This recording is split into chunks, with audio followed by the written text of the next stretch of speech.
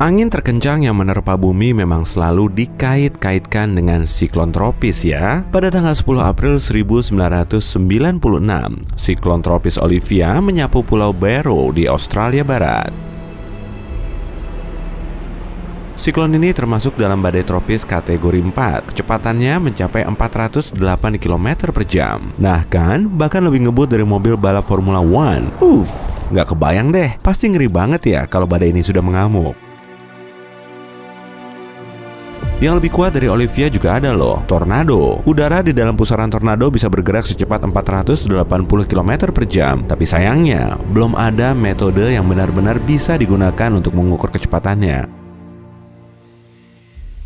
Instrumen pengukur cuaca juga selalu gagal menunjukkan hasil yang akurat. Dan pastinya, kamu tidak akan bisa dong mengukurnya dengan cara mengemut jari telunjuk lalu mengacungkannya ke arah angin. Memangnya kamu mau tanganmu buntung karena diterpa badai? Ups, bisa lebih parah dari itu sih.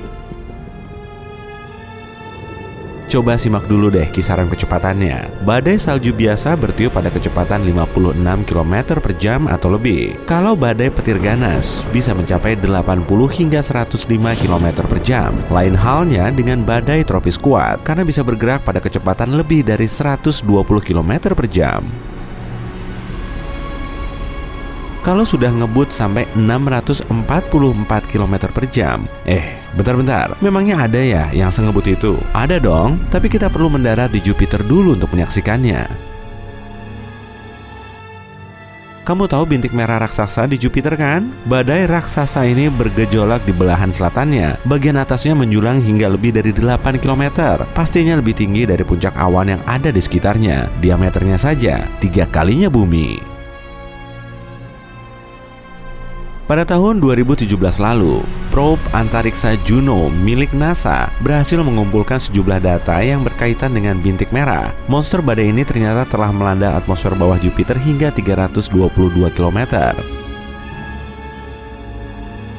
Itu sih 30 sampai 100 kali lebih dalam dari samudra terdalam di planet kita. Tapi, angkanya kemungkinan besar tidak akurat. Jadi, akar badai yang sebenarnya bisa jauh lebih ke bawah lagi. Suhu di bintik merah raksasa lebih dingin dari suhu di atmosfer lain. Sedangkan suhu di lapisan atas awan Jupiter minus 150 derajat Celcius. Semakin mendekati inti planet akan semakin panas suhunya. Nah, kalau bagian terpanas Jupiter ada di atmosfernya, lebih tepatnya di atas bintik merah raksasa. Suhunya bisa mencapai 1300 derajat Celcius. Jelaslah lebih panas dari lava di planet kita. Kondisi badai dan turbulensi ekstremnya menghasilkan gelombang gravitasi sekaligus bunyi. Gelombang inilah yang mungkin menyebabkan suhunya super panas. Bahkan, bagian bawah si bintik merah ini lebih panas daripada bagian atasnya.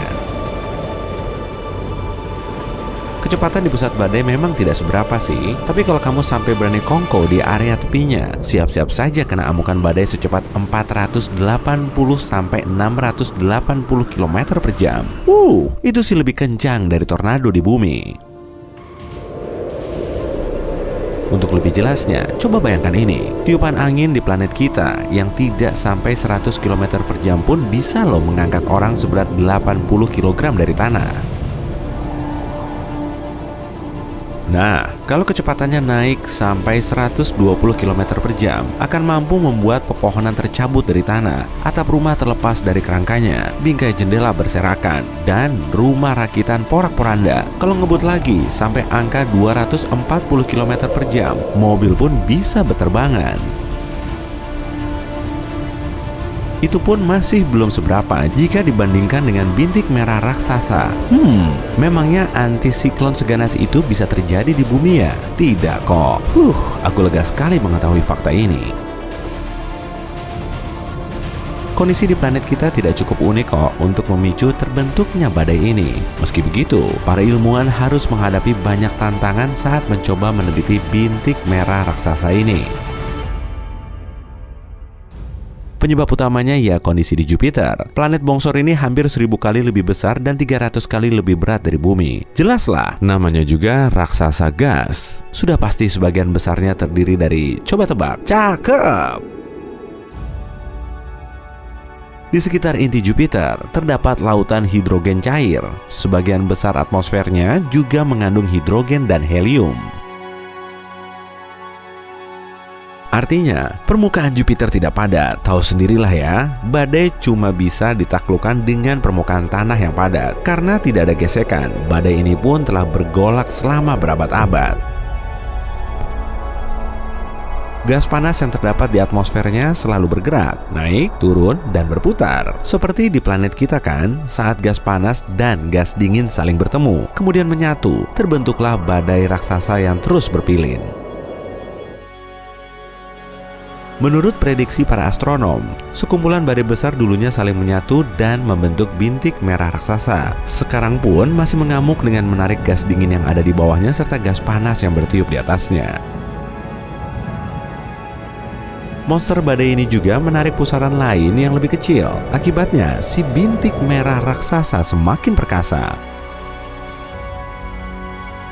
Namun demikian, awan tebal di Jupiter menghalangi pandangan kita untuk menembus atmosfer bawahnya. Jadi, kita tidak bisa melihatnya. Bahkan, selama puluhan tahun, para astronom telah menduga-duga serangkaian objek yang mungkin bersemayam di bawah bintik merah raksasa. Mungkin gunung api raksasa? Enggak lah, Jupiter kan berupa gas, makanya tidak punya retakan kerak. Planet ini juga melepaskan material panas membara dari intinya. Beberapa teori mencoba menjelaskan tentang alasan dibalik warna khasnya itu. Dari keputihan dan salmon pucat sampai oranye dan merah bata. Menurut sebagian ilmuwan, warna itu muncul karena area di bawah bintik merah raksasa, tepatnya di dekat permukaan. Lapisan amonium hidrosulfida tak berwarna kemungkinan bereaksi dengan sinar kosmik atau radiasi ultraviolet dari matahari, sehingga terbentuklah bintik cantik berwarna merah. Tapi perlu diingat, sampai saat ini masih sebatas teori.